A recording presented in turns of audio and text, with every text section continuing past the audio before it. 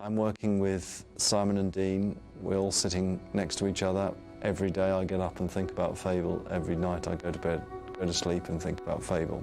Fable. It is such a strange game, isn't it? There's so many weird and sneaky methods that the developers of Fable used to actually create the final product, some of which are really convincing and help to add to the experience of the game, making something both memorable and enjoyable. However, there are other methods which are, well,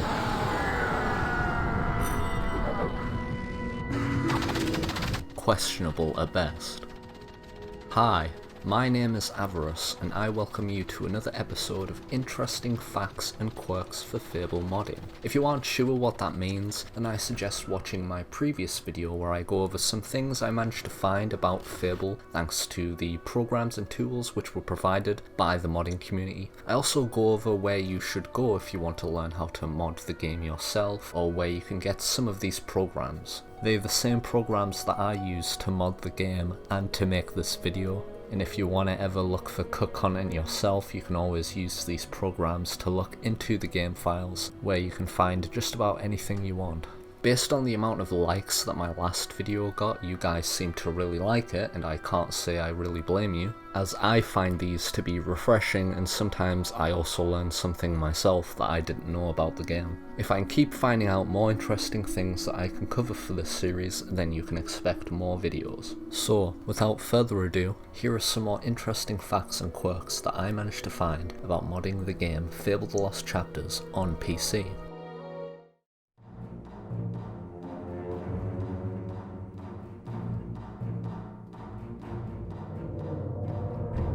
To help start off and to add to the quirky nature of this video, I thought I would begin with something really obscure and that I find really funny, which is the use of the word git. What is so interesting about the word git, you might ask? Well, it was actually meant to be used more frequently in the original Fable as an insult to the player. If you don't know what the word git means, it is actually British derogatory slang, or in other words an insult, and is usually synonymous with the word brat. It basically means someone who is silly, stupid, incompetent, annoying, or childish in nature. While it is intended to be somewhat offensive to the person who it is being said to, git isn't really considered a true profanity according to the English section of Wiktionary.org. Anyways, there are two NPCs which were actually meant to say this word in the game. These are the bearded Baldy, who can be found in Bowstone Key. Hello there. I don't think you've met my daughter, have you? She's rather lovely, if I say so myself, though a bit fussy. And the Dragon Demon Door, which was removed from the final release of the Xbox version of Fable. Oh please, as if I'd let a dribble of pus like you come through. If you knew what was behind this door, then you'd know I'm doing you a favor. Only a combatant of the highest renown has a chance against it. So come back when you think you're hard enough. The Dragon Demon Door can still be found in the game files for Fable the Lost Chapters. Since the Demon Door was fully voice acted and even scripted, you can use a modding program to spawn a Demon Door or edit the script data of an already existing Demon Door so that it uses the Dragon Demon Door's dialogue and requirements instead.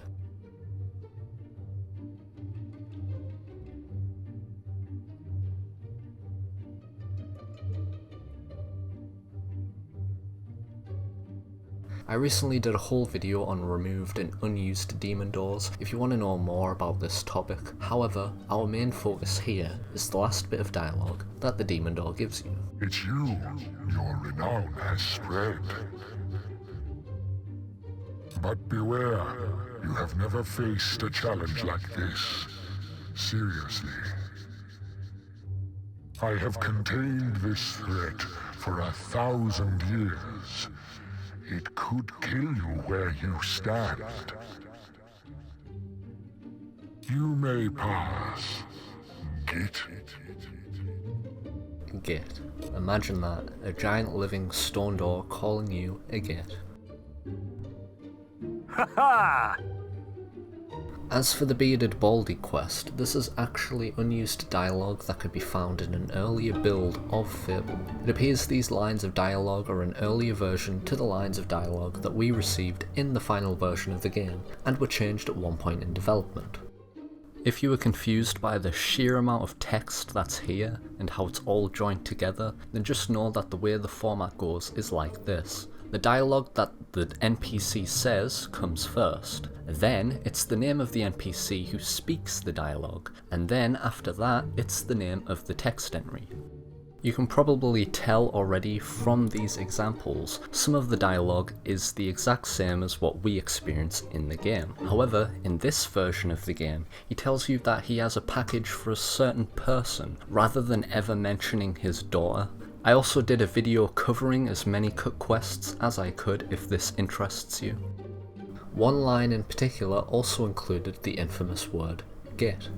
Unfortunately, this is just the text file for that version of the game, and there is currently no way to extract the audio to hear what it's actually like. What makes this weird is that, as far as I can tell, get is only ever used once in the retail game, and that's during the arena, during the part where you're versing the undead.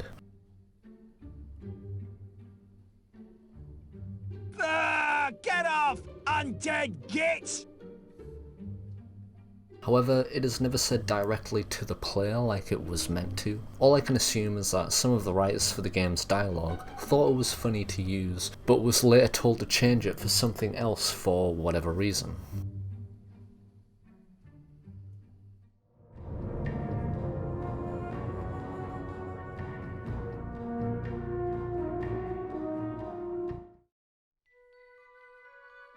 Continuing this trend of quirky facts, which can also be sort of funny, is this idea of using the wrong animations for an NPC.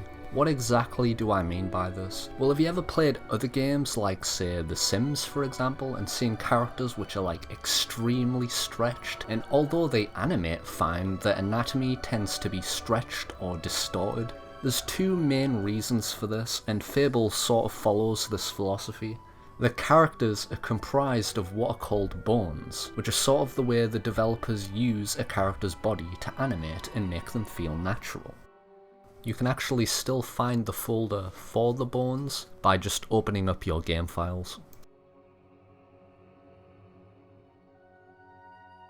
Then you have the animations themselves, which are designed to work with these bones, and are usually packed into what I like to call an animation set. However, the game refers to this as the C appearance def of a particular NPC. This basically lists all the animations which were created for a particular character, like say the player character, an undead soldier, or even a scorpion.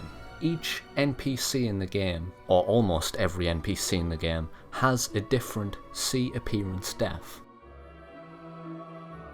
So, now that you know the basics behind how the developers would animate a 3D character, you're probably thinking to yourself, what happens if we swapped either the bones or the animations for a particular NPC?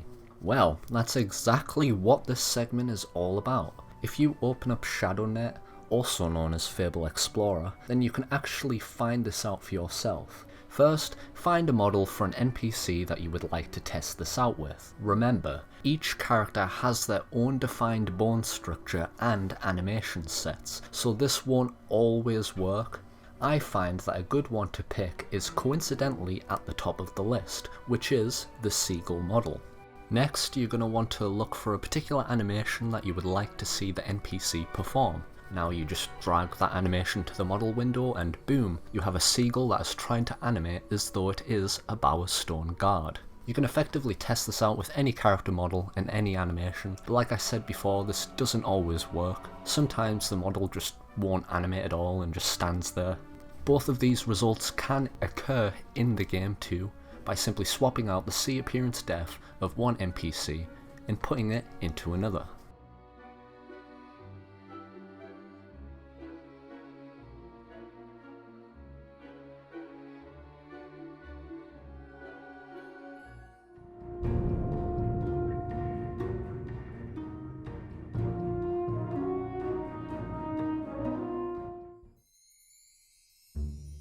As you probably know from playing the game, Fable has a lot of cutscene scripts. These are what play at the start of a quest, at the end of a quest, or after completing a specific objective in a quest, and are used to push the story forward and force the player, or NPCs, or even objects, to perform specific commands.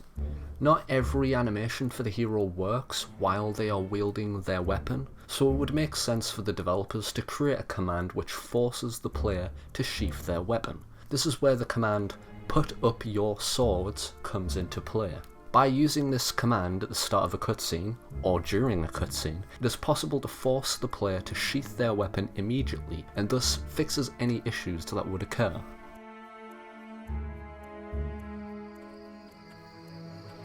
Thank Avo you're here! I thought we were gonna die in this hellish place! However, there are a few instances in the game where this command is just never used for some reason, resulting in cutscenes where the player awkwardly holds their weapon, especially if it's a two-handed weapon. I'm not sure if this was done intentionally for these cutscenes, and I haven't checked every cutscene to see how many have this issue, but it seems most likely that this was an oversight for certain cutscenes.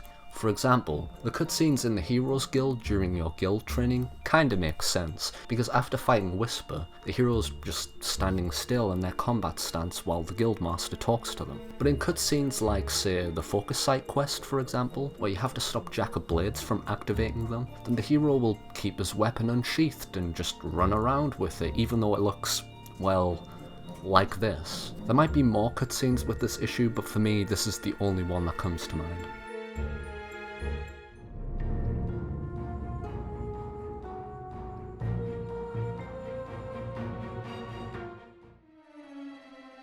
In my opinion, one of the most beautiful things you can find in Fable are the trees. You can tell the developers spent a lot of time trying to get them to look like these giant objects that act sort of like canopies, according to Ian Yarwood Lovett. However, did you know that trees are actually hollow? Like, seriously, they have no physics. You probably wouldn't notice this while just playing the game, but if you use a mod like the Free Roam app or do it yourself with Chocolate to make the entire map available to you, then you will notice that you can actually walk right through things such as trees. The technical name for allowing the player to access parts of the map that you're not supposed to, according to the debug build of Fable, is called passability. I'm guessing it gets its name because it allows you to pass through what feels like invisible walls. My theory is that this was probably done to help cut down on assets, since both objects and physics are usually two separate entities within the game, and since Fable uses a lot of trees, then having physics would most likely impact the game's performance.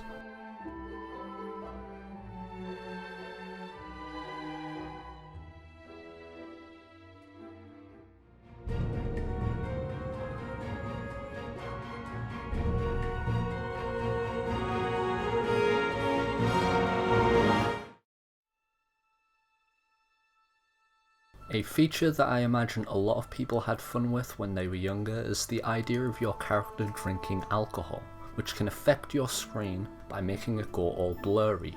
If you do this enough times, then it is also possible for your character to vomit. Sort of like in real life, although I think I would have vomited from less beers than what the hero of Oakville seems to be able to handle. Anyways, the reason I bring this up is because the developers used a very interesting method of creating the actual puke which comes out of the player's mouth. If you've ever looked at the visual effect that happens when you vomit, you will notice two specific colours. There's this dark green colour, and then a sort of yellow or orange colour inside of it. The yellow colour that can be seen inside of the vomit is actually gold coins. Yes, gold coins. And here I thought acid reflux was bad. I would hate to think what choking on gold coins would be like. I'm guessing that the developers used these coins to mimic the kinds of chunks you might find in actual vomit, but thought that since the screen will be blurry anyways, because of being drunk, then you might not be able to notice it. However, it is possible to force the puke animation as an expression, so you can get a better look at everything.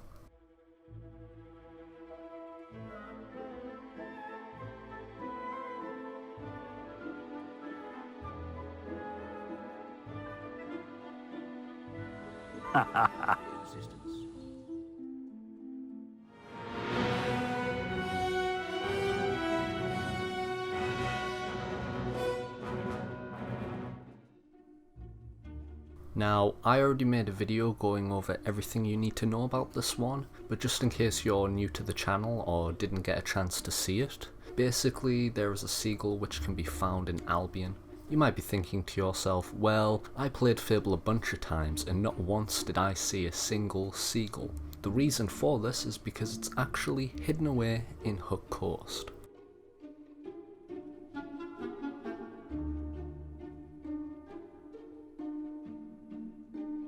And as a bonus fact, the bird killer quest in the Heroes Guild was originally meant to be seagulls and not sparrows.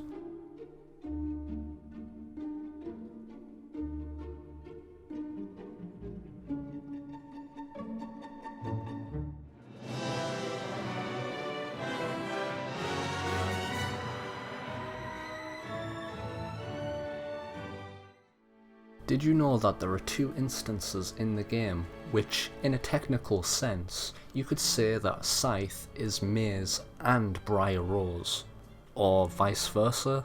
Now, obviously, I don't mean this literally. Scythe is, of course, his own character, and canonically is meant to be William Black in disguise. Anyone who has researched Fable even a little will probably already be aware of this. However, what I'm trying to get at is how the developers tried to use shortcuts during the development of Scythe's character, most likely due to time constraints. Talk is of no matter to me. May death close his eyes to you, Maze.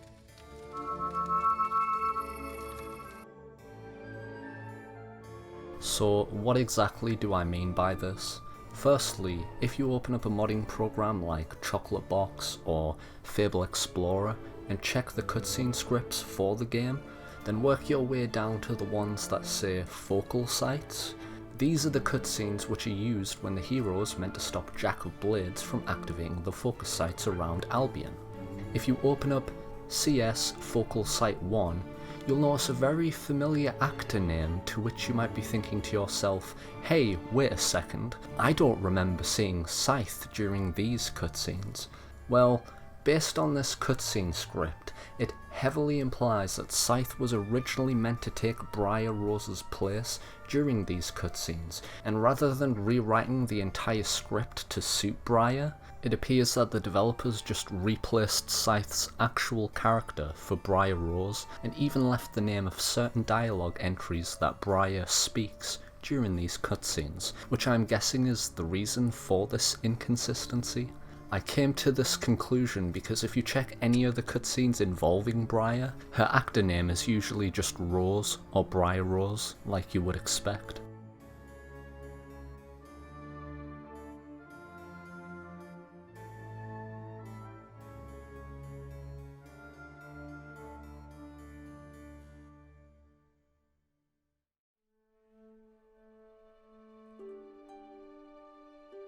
So now that we've done Briar Rose, what about Maze then? Well, if you've ever spawned Scythe and tried attacking him, then the first thing you might notice is how he won't fight you back. Sometimes he will use physical shield, but that's about it.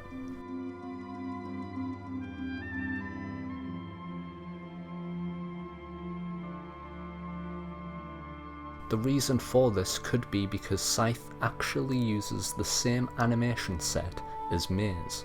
You can even see this for yourself if you simply open up his See Appearance Def, which lists the exact same animations that Maze would have.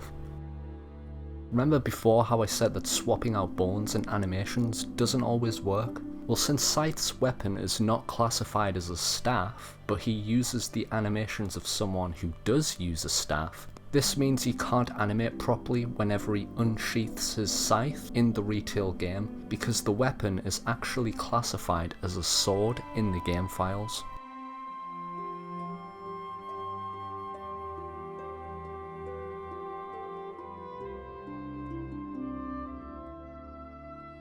However, it is possible for you to change the weapon's type from sword to staff, which will immediately fix this issue and allow him to perform melee attacks that are similar to what Maze would use.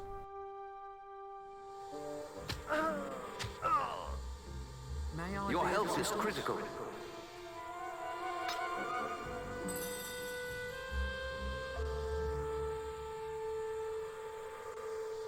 Looking to make a purchase?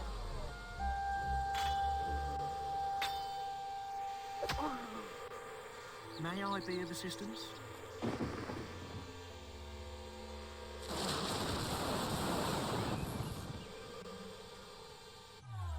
Looking to make a purchase? Your health is critical. And there we have it.